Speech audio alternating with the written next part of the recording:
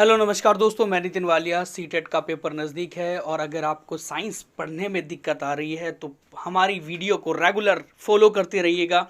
हम लोग अपने इस क्लासेस के अंदर वीडियो के अंदर बहुत ही बेहतर तरीके के क्वेश्चन लेकर आ रहे हैं जो हमारे सीटेट एग्ज़ाम में बहुत ज़्यादा हेल्प हमें करेंगे। और इसके अलावा हम लोग वन लाइनर साइंस के क्वेश्चन भी हम लोग लेकर आएंगे जिससे आपको बिल्कुल सारे कंसेप्ट आपके क्लियर हो जाएंगे। तो हम लोग सबसे पहले बात करें अपने पहले प्रश्न की, तो वो है कि नीचे दिए गए कौन से पद किसी पुष्प के मादा या फीमेल पार्ट्स ऑफ फ्लावर को संगठित करते हैं। कहने का तात्पर्य ये है हमारा कि हमारा जो फूल होता है वही एक जनन भाग होता है हमारे पौधे का, और उस फूल के अंदर फीमेल रिप्रोडक्टिव पार्ट्स भी होता है और मेल रिप्रोडक्टिव पार्ट्स भी होता है। तो यहाँ पर बात की जा रही है कि कौन से ऐसे फीमेल पार्ट्स हैं जिनको हम लोग संगठित करके देखें, तो वो ऑप्शन कौन सा है इसमें सही। क्या इसमें वर्तिका, अंडाशय, पुंकेसर है जो इंग्लिश में मैंने यहाँ पर दिया गया है, स्टिग्मा, ओवरी एंड स्टेमन। क्या उसमें ऑप्शन नंबर सेकंड है हमारा वर्तिकाग्र, अंडाशय, वर्तिका, जिसे हम लोग स्टिग्मा, ओवरी, स्टाइल कहते हैं। देखो पहले तो मैं बात करूँ आपसे कि जो हमारा फीमेल रिप्रोडक्टिव पार्ट्स होता है तो उसमें एक इस तरीके से बीच में डंडी नुमा संरचना होती है और ऊपर वाला भाग जो होता है वो वर्तिकाग्र कहलाता है जिसे स्टिग्मा कहते हैं। फिर बीच वाला भाग हमारा स्टाइल कहलाता है जिसे हम लोग वर्तिका कहते हैं, और नीचे की साइड में यहाँ पर होती है ओवरी जिसे हम लोग अंडाशय कहते हैं। तो यहाँ पर ऑप्शन नंबर सेकंड बिल्कुल क्लियर हमें दिखाई दे रहा है, ये हमारा बिल्कुल सही आंसर चला जाएगा, फीमेल पार्ट्स ऑफ फ्लावर। देखो यहाँ अगर मैं बात करूँ इसकी एक इमेज की, तो ये एक इमेज जिसमें हमने दिखाया गया आपको कि ये कोई फूल है, उस फूल के यहाँ पर बीचों बीच में एक फीमेल रिप्रोडक्टिव पार्ट्स है जिसमें स्टिग्मा सबसे ऊपर है, फिर स्टाइल है, फिर ओवरी है, और इससे बनता है हमारा एक जो पिस्टाइल जो हमारा होता है। तो नंबर नेक्स्ट हम क्वेश्चन की बात करें आपसे तो वो होगा कि रसोई घर के कचरे। देखो रसोई घर में से जो कचरा निकलता है, रसोई घर के कचरे को खाद में परिवर्तित करने के कुछ चरण होते हैं जो हमने यहाँ पर नीचे दिखाए गए हैं, सही नहीं है, मतलब एक सिस्टमेटिक तरीके से अरेंज नहीं किए गए हैं, तो हमें इन्हें सिस्टमेटिक तरीके से अरेंज करना है। तो इसका सही आंसर क्या जाएगा। देखो जब भी रसोई के कचरे को हम लोग इकट्ठा करते हैं और उससे खाद बनाते हैं, वो सबसे बेहतर खाद होता है हमारा, जिसे कंपोज्ड खाद कहते हैं या जैविक खाद हम लोग कहते हैं। तो यहाँ पर सबसे पहले हम लोग क्या करेंगे, बी ऑप्शन में बिल्कुल सही है जी, कि गड्ढे की तली में रेत की परत बिछा कर रखिएगा। गड्ढे जब हम लोग खोदेंगे उसमें हम लोग बीच में क्या करेंगे, नीचे की साइड में एक रेत बिछा देंगे, जिससे हमारा क्या रहेगा कि जो पानी वाला स्तर है जो वो नीचे की ओर जाता रहेगा और ऊपर जो खाद वाला हिस्सा है वो ऊपर रहेगा। तो गड्ढे की तली में रेत की परत बिछाकर रखिएगा। उसके बाद सेकंड नंबर पर है कि कचरे को गड्ढे में डालिएगा। फिर सेकंड नंबर पे हम लोग क्या करेंगे, कचरे को गड्ढे में डालेंगे। फिर उसके बाद क्या है कि अब गड्ढे में केचुए डालेंगे। गड्ढे में केचुए क्यों डालेंगे, क्योंकि भाई जो चीज़ें हमारी उस कचरे को खुदरेगी या उस कचरे को इधर उधर खोदेगी या उसको अपघटित करेगी, जैसे उसके अंदर बैक्टीरिया हो जाएंगे, कवक फंगल हो जाएगी, तो ये क्या करेंगे, उनके जो कार्बनिक पदार्थ है उसको भौतिक पदार्थों में भी चेंज कर जाते हैं। इसके अलावा उस खाद को ना, मतलब उस पूरे के पूरे कचरे को वो खाद में चेंज करने के लिए कोशिश करेंगे जो हमारे केचुए होते हैं वो भी।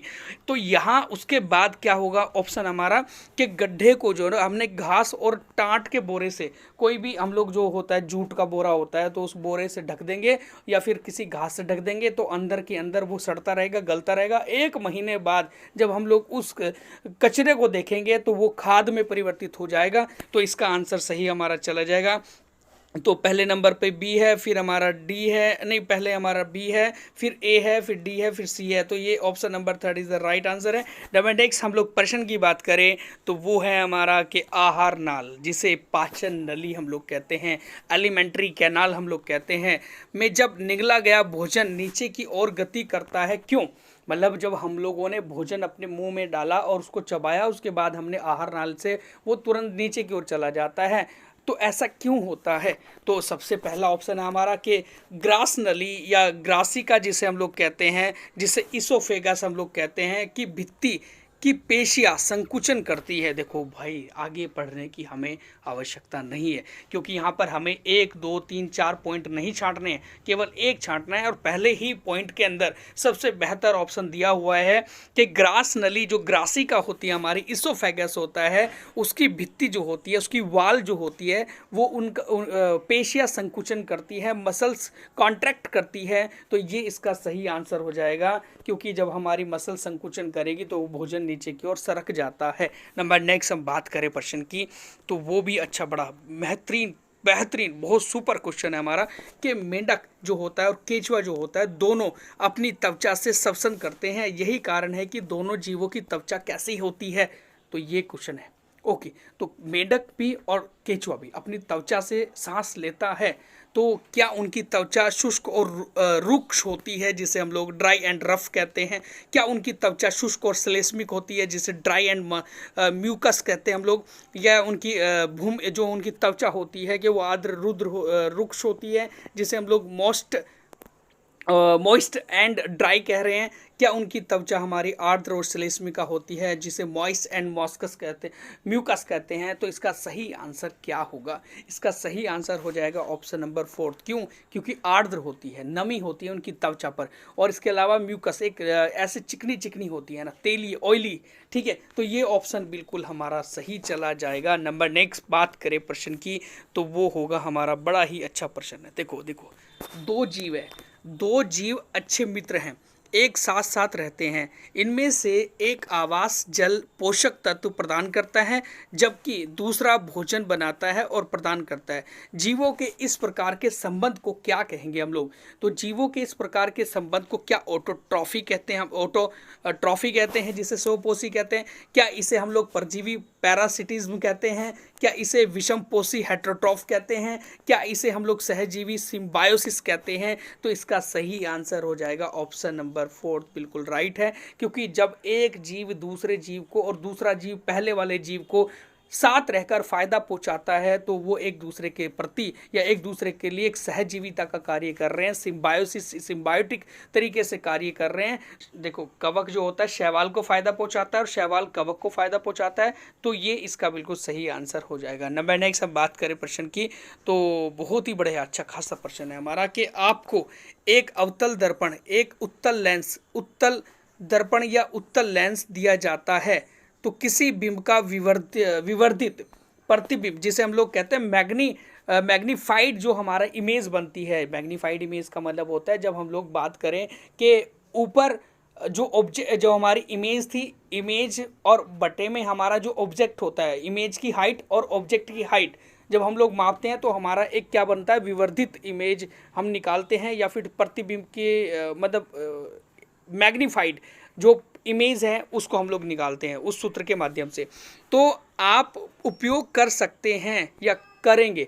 तो अगर हम लोग एक विवर्धित चित्र देखना चाहते हैं, प्रतिबिंब देखना चाहते हैं, मैग्नीफाइड इमेज देखना चाहते हैं, तो हमें इनमें से कौन से लेंस का या कौन से दर्पण का प्रयोग करना पड़ेगा? तो इसका सही आंसर क्या होगा? क्या ऑप्शन नंबर फर्स्ट है कि अवतल लेंस, उत्तल लेंस, क्या अवतल लेंस उत्तल दर्पण, क्या अवतल दर्पण या उत्तल लेंस, या अवतल दर्पण या उत्तल लेंस? तो इसका सही आंसर होगा option number 4 is the right answer है, जो हमारा अवतल, जिसे हम लोग कॉनकेव मिरर कहते हैं, और उत्तल जो लेंस होता है, इसे हम लोग कॉन्वेक्स लेंस कहते हैं। तो ये इसका सही आंसर हो जाएगा। इसके माध्यम से हम लोग क्या कर सकते हैं, मैग्नीफाइड इमेज को बना सकते हैं, निकाल सकते हैं। नंबर नेक्स्ट हम बात करें प्रश्न की, तो वो है निम्नलिखित में से खरीफ फसलों का समुच्चय सेट हमें देखना है, कौन सा इसमें सही है, कौन सा इसमें से बिल्कुल सही आंसर है हमारा। खरीफ की फसलें, देखो खरीफ की फसलें कब बोई जाती है, पहले तो मैं आपसे बात कर लूँ। खरीफ की फसलें जो बोने का टाइम होता है वो जून जुलाई में होता है, और काटने का टाइम होता है अक्टूबर नवंबर में। तो जून जुलाई में जो फसल बोई जा रही है, इनमें से कौन सी है? क्या वो हमारी हो जाएगी क्या हमारी हो जाएगी धान, ठीक है, हमारी मक्का, कपास और सोयाबीन? तो ये इसका बिल्कुल सही आंसर हो जाएगा। जो चावल है, धान है, मक्का है, कपास है, और ये हमारा सोयाबीन है, ये हमारी खरीफ की फसल है, ये इसका सही आंसर है। तो नंबर नेक्स्ट हम बात करें आपसे, तो वो है कि फसली पौधों पर जिस समय खरपतवार के प्रभाव के विषय में नीचे दिए गए कथनों का अध्ययन कीजिएगा। देखो फसलें हमारे कौन सी होती हैं जिसमें हम लोग फसल उगाते हैं, जैसे धान होगी, चावल होगी, मक्का होगी, गेहूं होगी, बाजरा होगी इत्यादि, ये सारी फसली है। ठीक है, तो इनमें से जब इनके साथ साथ में खरपतवार हो जाती है, जो हमारे घास फूस हो जाता है, तो उसके प्रभाव के विषय में नीचे दिए गए कथन का अध्ययन कीजिएगा। देखो पहले तो बात आई कि ये फसली पौधों की आरोग्य वृद्धि में सहायता करते हैं। उसके बाद है ऑप्शन नंबर के, ये कटाई में बाधा उत्पन्न करते हैं। ऑप्शन नंबर सी है हमारा कि ये पादप की वृद्धि में प्रभावित करते हैं। ऑप्शन नंबर डी है कि ये फसली पादपों में से जल, पोषक स्थान तथा प्रकाश के लिए स्पर्धा करते हैं, तो ये भाई मतलब रोग उत्पन्न करते हैं। तो यहाँ पर ऑप्शन नंबर कौन सा इसमें चला जाएगा, बी सी डी कौन सा है, ये है ऑप्शन नंबर थर्ड, इसका बिल्कुल सही है। देखो ये कटाई में बाधा उत्पन्न करेंगे तो करेंगे भाई, क्योंकि बीच में घास आ जाता है। ये पादप की वृद्धि को प्रभावित करते हैं कि जो उनका डेवलपमेंट हो रहा है हमारे किसी भी प्लांट का, तो उसमें भी है ये वो करते हैं उत्पन्न बाधा। फिर इसके बाद है कि ये फसली पादपों में ना जल, पोषक स्थान तथा प्रकाश के लिए भी स्पर्धा करते हैं, तो वहाँ पर भी ऐसे करेंगे भाई, वो जल भी, उनका पोषण भी ग्रहण कर लेते हैं, जल भी ग्रहण कर लेते हैं उनका।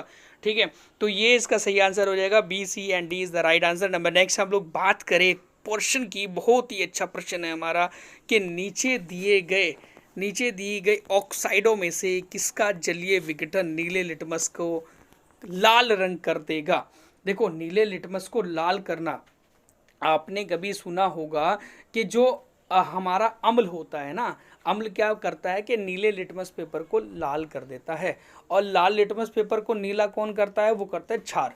तो इनमें हमें अम्ल ढूंढना है, जो बेहतर अम्ल है वो कौन सा होगा। क्या कॉपर ऑक्साइड है, क्या आयरन ऑक्साइड है, क्या मैग्नीशियम ऑक्साइड है, क्या सल्फर डाइऑक्साइड है। तो इसका सही आंसर हो जाएगा सल्फर डाइऑक्साइड, SO2 जो है हमारा, ये एक हमारा अम्लीय तरीके से काम करता है, और ये ही क्या काम करेगा, नीले लिटमस पेपर को लाल कर देगा। तो सही आंसर हो जाएगा option number 4 is the right answer है। नंबर नेक्स्ट बात करें प्रश्न की, बहुत ही अच्छा प्रश्न है, वो है कि जब हम सोडियम हाइड्रोक्साइड के ताज़ा बने जलीय विलयन में एल्यूमिनियम की पन्नी डाल देते हैं तो कोई गैस उत्पन्न होती है। तो यहाँ पर एक चीज़ दी गई है कि नीचे दिए गए कथनों में से कौन सा कथन इस गैस के गुणों का सही वर्णन करता है।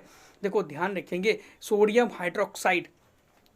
हाइड्रोक्साइड की एक हमारी NaOH की जो हमारा एक जलीय विलयन है, NaOH का क्या है, जलीय विलयन है, और इसमें हमने एल्यूमिनियम की पन्नी डाल दी, एक एल्यूमिनियम का फॉइल डाल दिया, ऐसे करके जो फॉइल होता है हमारा, तो उसको हमने डाल दिया, तो कोई गैस उत्पन्न होती है।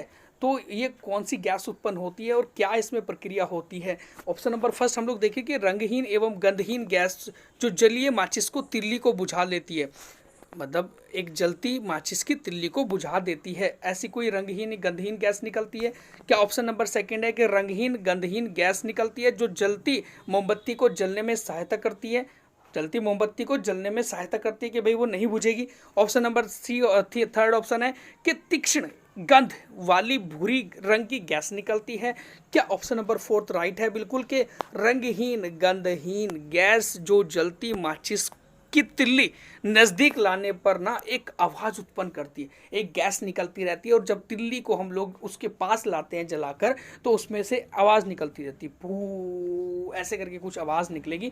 तो ये इसका बिल्कुल सही आंसर चला जाएगा, ये बिल्कुल सही आंसर है, बिल्कुल हमारा ध्यान रखेंगे। नंबर नेक्स्ट हम लोग बात करें प्रश्न की, तो वो है कि NCF 2005, बहुत अच्छा प्रश्न है। NCF 2005 ने इस बात पर प्रबल समर्थन किया है कि उच्च प्राथमिक स्तर पर विज्ञान शिक्षण को क्या होना चाहिए। ऑप्शन नंबर फर्स्ट है कि शिक्षार्थी को प्रतियोगिता परीक्षाओं के लिए तैयार करना चाहिए। ऑप्शन नंबर सेकेंड है संवेगात्मक रूप से संतुलित बनने में शिक्षार्थियों की सहायता करनी चाहिए। ऑप्शन नंबर थर्ड है कि संगणना कौशल अर्जित करने में शिक्षार्थियों की सहायता करनी चाहिए। ऑप्शन नंबर हमारा फोर्थ है कि विषय सीखने सिखाने के लिए रचनावादी उपागम का अनुसरण करना चाहिए। देखो यहाँ ये बिल्कुल सही हो जाएगा।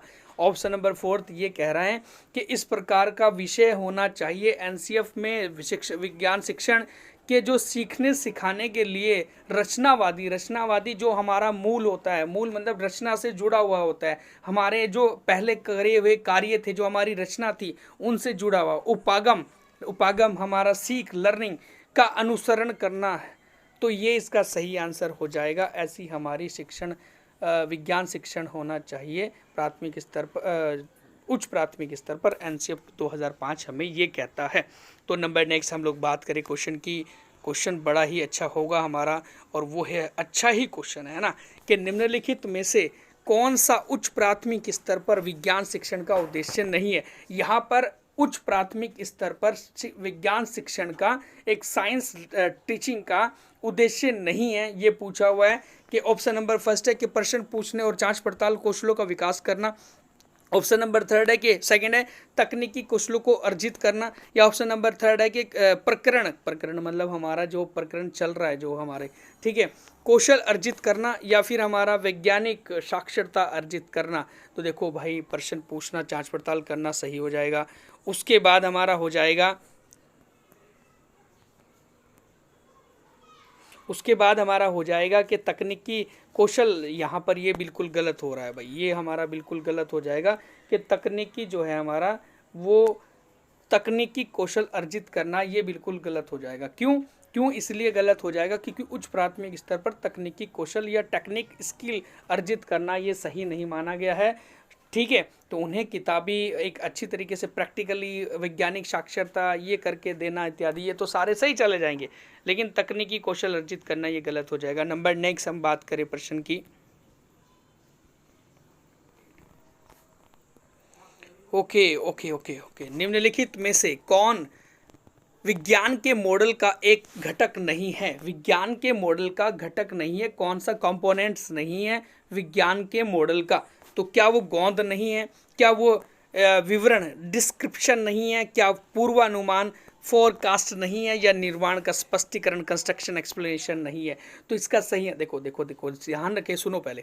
साइंस के अंदर विवरण डिस्क्रिप्शन भी होता है, फोरकास्ट भी होता है, पूर्वानुमान लगाना, फिर निर्माण का स्पष्टीकरण भी होता है। तो वहाँ गोंद जो है वो सही नहीं होगा, ये आंसर चला जाएगा।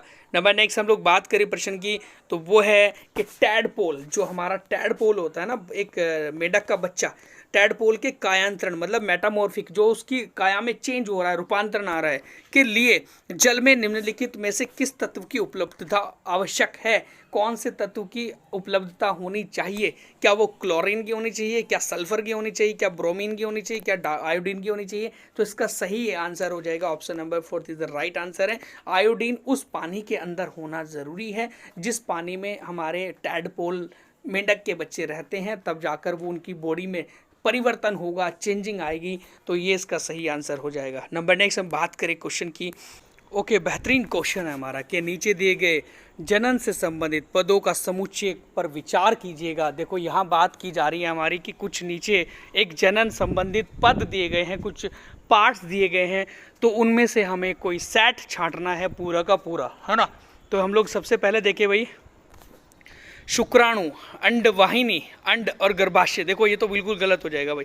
क्यों? क्योंकि पहले वाला गलत इसलिए हो गया क्योंकि शुक्राणु जो होते हैं वो मेल रिप्रोडक्टिव पार्ट्स के अंदर आते हैं, और ये जो तीनों भाग है इसमें अंडवाहिनी, अंड और गर्भाशय जो है वो फीमेल के अंदर आ गए।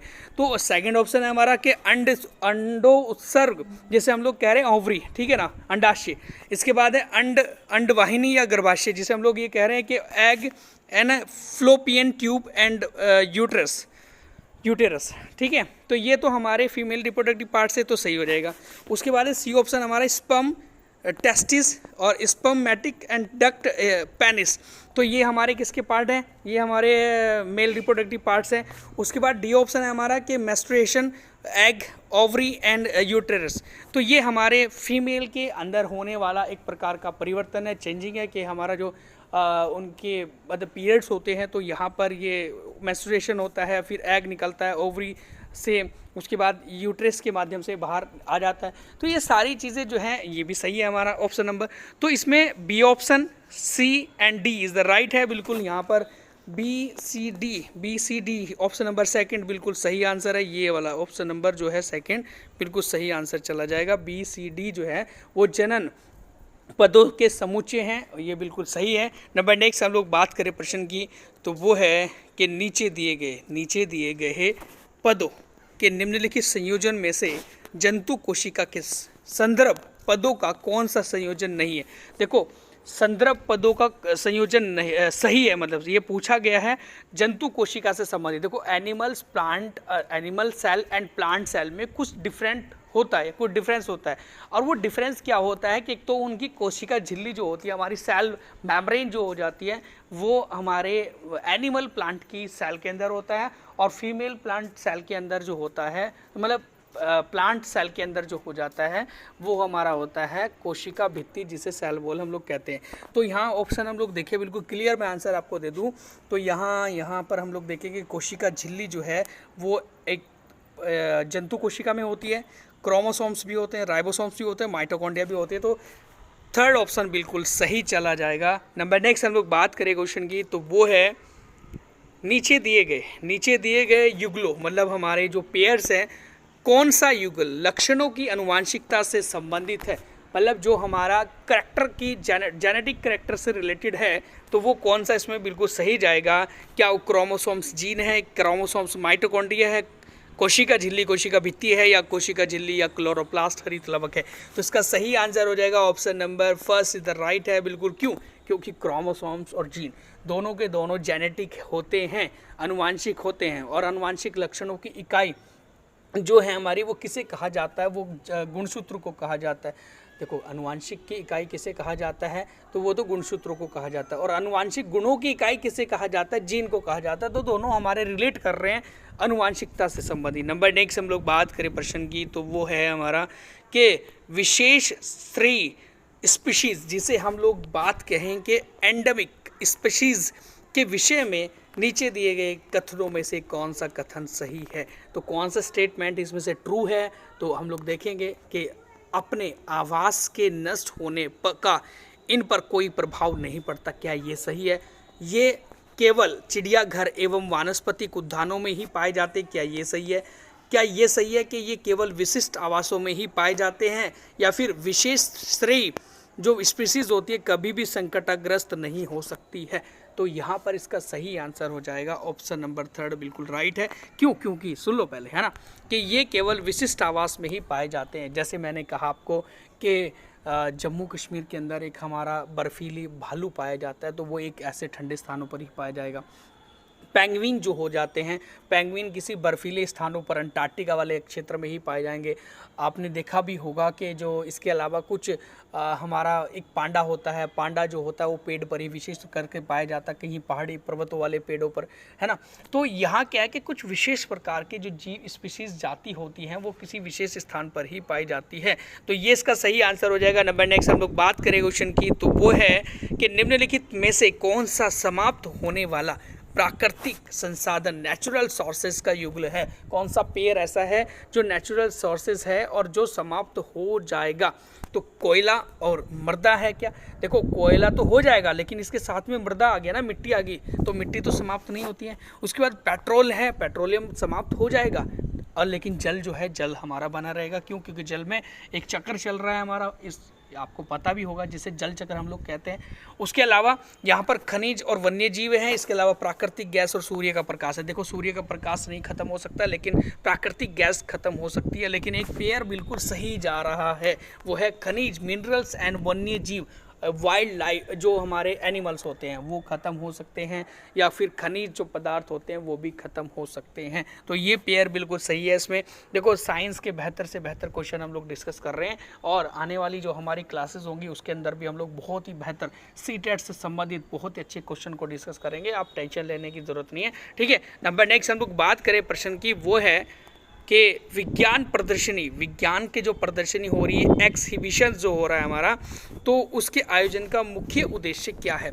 विज्ञान का प्रदर्शन क्यों किया जाता है, उसकी प्रदर्शनी क्यों की जाती है? तो ऑप्शन नंबर फर्स्ट है कि शिक्षार्थियों को प्रायोगिक कौशल के आधार पर ग्रेड देना। ऑप्शन नंबर सेकेंड है कि दूसरों के साथ प्रतिस्पर्धा करने के लिए शिक्षार्थियों को अवसर प्रदान करना।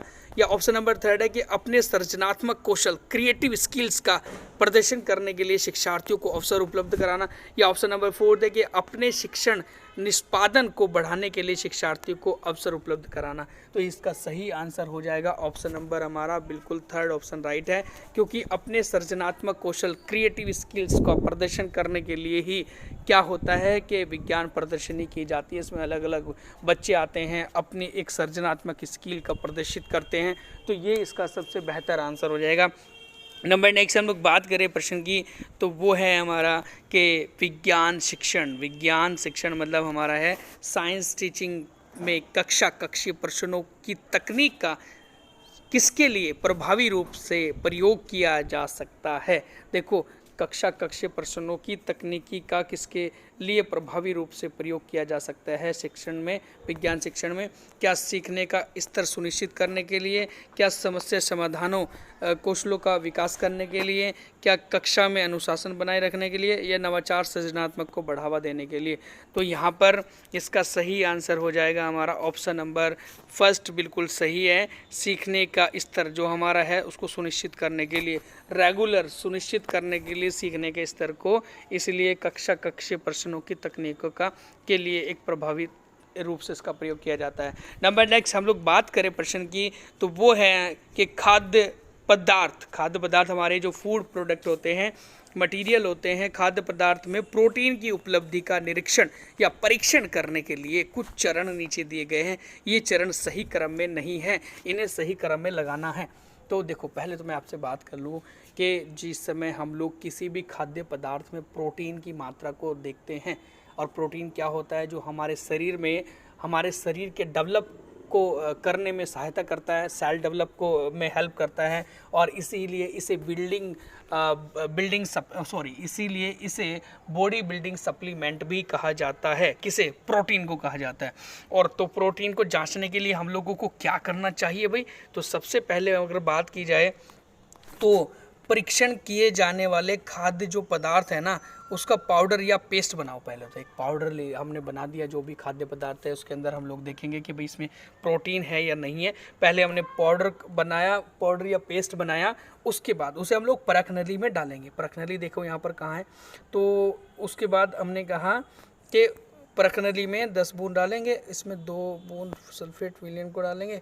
परख नली हाँ इधर आ जाओ। देखो ऑप्शन नंबर सेकंड जो ए है हमारा, कि खाद्य पदार्थों का कुछ भाग परख नली में लेकर 10 बूंद जल डालेंगे। परख नली में खाद्य पदार्थ का जो चूर्ण हमने बनाया था, उस चूर्ण को हमने परख नली में लिया। उस परख नली में लेने के बाद उसमें 10 बूंद पानी के डाली और इसे हमने घुमाया, हिलाया। ठीक है, उसके बाद क्या करेंगे? ऑप्शन नंबर सी देखें हम लोग, है ना, 10 बूंद कास्टिक सोडा विलयन को डालिए और भली भांति हिलाइएगा उसको। उसके बाद देखो यहाँ पर बात की जा रही है कि उसके बाद हमने 10 बूंद क्या करी, कास्टिक सोडा का विलयन डाला और उसके बाद उसे हिलाया। फिर उसके बाद उसमें क्या करा, लास्ट में कि 2 बूंद जो है कॉपर सल्फेट विलयन को मिलाया। कॉपर सल्फेट विलयन उसमें से निर्धारित कर देगा, अलग कर देगा प्रोटीन की मात्रा को। तो यहाँ पर बात आ रही है कि पहले हमने क्या करा भाई, बी ऑप्शन हमारा था, फिर उसके बाद ए ऑप्शन था, फिर पहले हमारा बी ऑप्शन था, फिर ए ऑप्शन था, फिर सी ऑप्शन था। ओके, और उसके बाद डी ऑप्शन। देखो ऑप्शन नंबर थर्ड बिल्कुल राइट आंसर है, ध्यान रखेंगे। बहुत ही बेहतर प्रश्न है हमारा। इस प्रकार के क्वेश्चन हमें कंफ्यूज करते हैं बहुत ज़्यादा, लेकिन हाँ, अभी आप लोगों को सोच समझ के ऐसे प्रश्नों के आंसर देने हैं, धैर्य बनाकर, टेंशन नहीं लेनी है बिल्कुल भी। नंबर नेक्स्ट हम लोग बात करें क्वेश्चन की, तो वो है हमारा बहुत ही अच्छा प्रश्न है कि किसी अस्थि मतलब बोन मतलब हमारी हड्डी को गति प्रदान करने के लिए ना कितनी पेशियां मिलकर संयुक्त रूप से कार्य करती है। देखो हमारी हड्डी जो होती है ना, हड्डी के ना आगे और पीछे 2 पेशियां होती है, मैं आपको बता दूं, मसल्स होती है। तो वो 2 मसल्स जो होती है, जब हमारी हड्डी के दोनों तरफ होती है, तो वो हमारी हड्डी को गति करने में सहायता करती है। तो 2 पेशियां होनी चाहिए। नंबर नेक्स्ट हम लोग बात करें। ओके, आगे बढ़ने से पहले एक क्वेश्चन आप लोगों से है कि हमारी जो हड्डी होती है और जो मसल्स होती है, पेशी जो होती है, इनके ज्वाइंट को, इनका जो ज्वाइंट होता है आपस में, उसको हम लोग क्या कहते हैं? क्या टेंडन कहते हैं, क्या लिगामेंट कहते हैं? इसका सही आंसर आप हमें कमेंट बॉक्स में दे सकते हैं। नंबर नेक्स्ट हम लोग प्रश्न की बात करें तो बड़ा ही महत्वपूर्ण क्वेश्चन है हमारा कि उस समुच्चय का चयन कीजिएगा जो किसी आवास के केवल जैविक अवयवों, एक बायोलॉजिकल कंपोनेंट्स का निरूपण करता है, दर्शाता है। देखो, क्या बालू कछुआ, केकड़ा चट्टाने हैं? क्या कीट, मेंढक, मछली जलीय पादप है? क्या बाघ, हिरण, घास मृदा है? क्या कीट, जलीय पादप मछली है? तो देखो यहाँ पर वो चीज़ होनी चाहिए। क्या चीज़ होनी चाहिए? जो सांस लेती है, जो श्वसन करती है, जो प्रजनन करती है, जो बायोटिक होती है, मतलब हमारी लिविंग्स होती हैं, तो उनका हमें समुच्चय देखना है, उनको निरूपित करना है। तो वो होगा कीट, मेंढक, मछली, जलीय पादप। ये सारे के सारे क्या है? जलीय, जीवित चीज़ है ना, जीवित शरीर है। तो ये हमारे बायोलॉजिकल कंपोनेंट्स हो जाएंगे। नंबर नेक्स्ट हम लोग बात करें प्रश्न की, तो वो है क्या है भाई? कक्षा 8वीं क्लास का बच्चा है, कक्षा 8 का जो बच्चा है, इसको लेकर प्रश्न है कि कक्षा 8 के एनसीईआरटी की पाठ्य पुस्तकों अभ्यास में गतिविधि, परियोजना, भाग रखने का उद्देश्य क्या है? देखो 8वीं क्लास की एनसीईआरटी की पुस्तक के अंदर अभ्यासों को, प्रैक्टिस जो रखी जाती है या गतिविधि या परियोजना को रखने का क्या मुख्य उद्देश्य होना चाहिए, उद्देश्य है? तो ऑप्शन नंबर फर्स्ट है हमारा कि आधारभूत संकल्पना, कंसेप्ट्स की गहन समझ होनी चाहिए। उसके बाद है छुट्टियों के शिक्षार्थियों को व्यस्त रखना चाहिए, प्रायोगिक कौशलों में शिक्षार्थियों का आकलन करना, या ऑप्शन नंबर 4 है यहाँ पर, ऑप्शन नंबर 4 अधिगम विस्तृत के लिए या विस्तार के लिए शिक्षार्थियों को अवसर उपलब्ध कराना। तो इसका सही आंसर क्या होगा? देखो ध्यान रखेंगे, साइंस की पेडागोजी बहुत ही एक कन्फ्यूज़न वाली होती है। तो इसका सही आंसर हो जाएगा ऑप्शन नंबर फर्स्ट, बिल्कुल राइट है। आधारभूत जो हमें जोड़ती है अपने चैप्टर से, हमारे भाग से, हमारे उस लेसन से जो हमने पढ़ा हुआ है, तो आधारभूत संकल्पनाओं की गहन समझ हो जानी चाहिए जो हमारे किताबों के अंदर अभ्यास में गतिविधि दी जाती है या फिर परियोजना दी जाती है। तो फर्स्ट ऑप्शन राइट है इसमें। नंबर नेक्स्ट क्वेश्चन की बात की जाए तो ओके, हम लोग बात करें नेक्स्ट क्वेश्चन की, तो ये है हमारा बड़ा ही अच्छा क्वेश्चन है कि उच्च प्राथमिक स्तर की कक्षा की एनसीईआरटी पुस्तकों में दैनिक जीवन से संबंधित व्यापक संख्या के प्रश्न शामिल किए गए हैं जिन्हें हल नहीं किया जा सकता है। ऐसा इसलिए किया जाता है ताकि, देखो उच्च प्राथमिक स्तर पर की कक्षाओं में एनसीईआरटी की पुस्तकों में दैनिक जीवन से संबंधित जो हमारी डेली लाइफ से रिलेटेड व्यापक संख्या के रूप में शामिल किया जाता है, तो जिन्हें हल नहीं किया जा सकता, ऐसा इसलिए किया जाता है ताकि, क्यों नहीं हल किया जा सकता?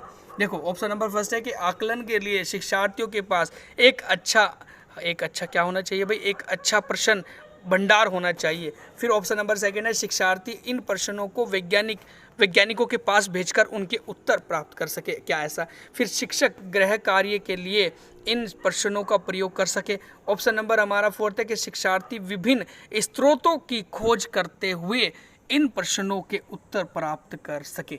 देखो ये बिल्कुल सही आंसर हो जाएगा कि ऐसे प्रश्न, ऐसी चीज़ें हमारी दी जाती है किताबों के अंदर कि जिनके उत्तर देना हमें मुश्किल हो जाता है या हम लोग नहीं दे सकते हैं। तो हम लोग फिर क्या करते हैं? हम लोग बहुत ज़्यादा खोज पड़ताल, जांच पड़ताल करते हैं और उन प्रश्नों के उत्तर निकालने की कोशिश करते हैं। तो इससे हमारी क्यूरियसिटी भी बढ़ती है, हमारी खोज, एक रिसर्च जो एक हमारा एक स्किल होती है वो भी बढ़ती है। तो ये हमारा ऑप्शन नंबर 4 इसमें सही चला जाएगा। नंबर नेक्स्ट हम लोग बात करें क्वेश्चन की, तो वो है निम्नलिखित में से कौन सा वैज्ञानिक प्रवृत्ति, मतलब एक साइंटिफिक नेचर वाले व्यक्ति के व्यक्तित्व विशेषता को दर्शाती नहीं है? देखो नहीं दर्शाती है, और कौन सी दर्शाती है वो तो हमें पता लग ही जाएगा। तो कौन सी नहीं दर्शाती है? प्रमाण मांगना, तर्कसंगत चिंतन, पक्षपाती राय या फिर व्यापक सोच। देखो प्रमाण मांगना तो हमारा दर्शाता है, तर्क चिंतन भी दर्शाता है, तो ये तो दोनों आंसर सही है हमारे। ऑप्शन नंबर 4 भी सही है। व्यापक सोच, एक ब्रॉड लेवल पर जब हम लोग सोचते हैं साइंस को पढ़ते हुए, तो ये भी हमारा सही है। लेकिन पक्षपात गलत हो जाएगा। क्या हो जाएगा? पक्षपात गलत हो जाएगा, लेकिन इसमें नहीं पूछा हुआ है तो नहीं में भी यही आंसर चला जाएगा हमारा, पक्षपात राय, क्योंकि हम लोग पक्ष नहीं कर सकते, ऐसी राय नहीं रख सकते अपने पास में। नंबर नेक्स्ट हम लोग बात करें क्वेश्चन की, तो वो है हमारा कि उच्च प्राथमिक स्तर पर विज्ञान पाठ्यचर्या की संज्ञानात्मक वैधता, कॉग्निटिव वैलिडिटी की यह मांग है कि ऑप्शन नंबर फर्स्ट है, क्या है? कि उस शिक्षार्थी की आयु की दृष्टि से उपयुक्त, उनके बोधन स्तर की पहुंच के भीतर होना चाहिए। देखो आगे बढ़ने की हमें आवश्यकता नहीं है।